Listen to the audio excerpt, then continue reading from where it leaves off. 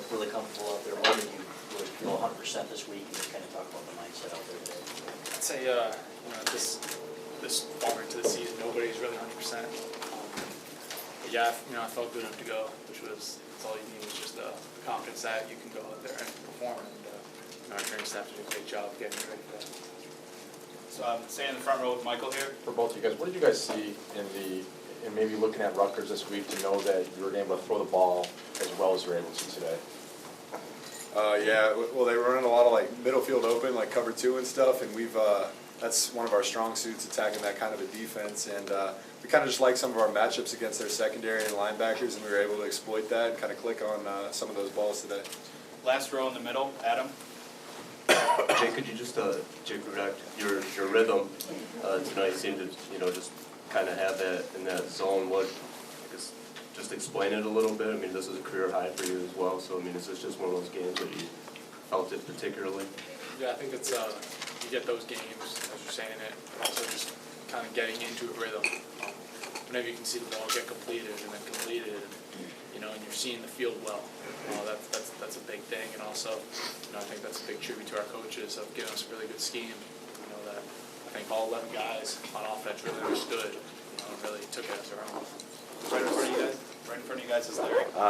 Jake Butt, can you take us through the intent to deceive play? Like, where were you, and what did you think about the call? Yeah, I mean, I don't know if there was an intent to deceive. It just came off the field late, got the sub call in late, and lined up. We had the look we wanted and completed the pass. I guess there's a flag. I don't know. We weren't ever really ready for the flag to be thrown, but it happens. First row all the way to the right. Rudock. First couple drives were set up by big running back screens following the fakes in the background, the under route jet sweep fake. Was that something that you saw on tape with them when other teams were running fakes prior to passes, that their defense lost contain or the edges and set up those plays for you? I think one of the things is they would go to man, they'd bring a couple of blitzes, some different blitzes that they do a good job of getting to the quarterback.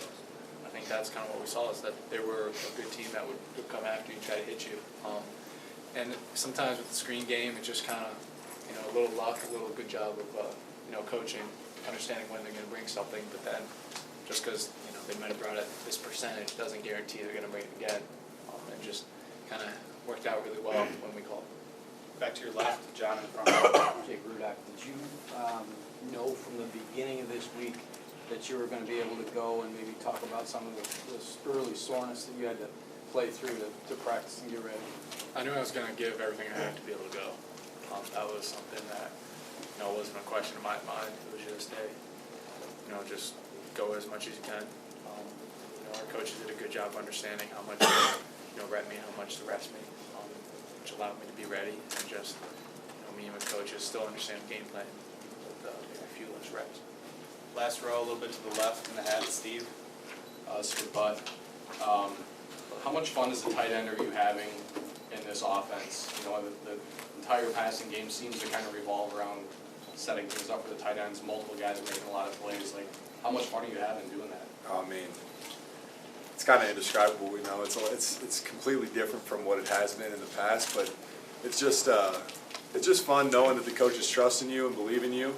And I think we got a great group of tight ends here, and they're able to call plays to utilize our talents. So it's always fun when you're catching passes. You're at the front. You're at the play side blocking. It's good to know that these coaches really have a lot of trust in you.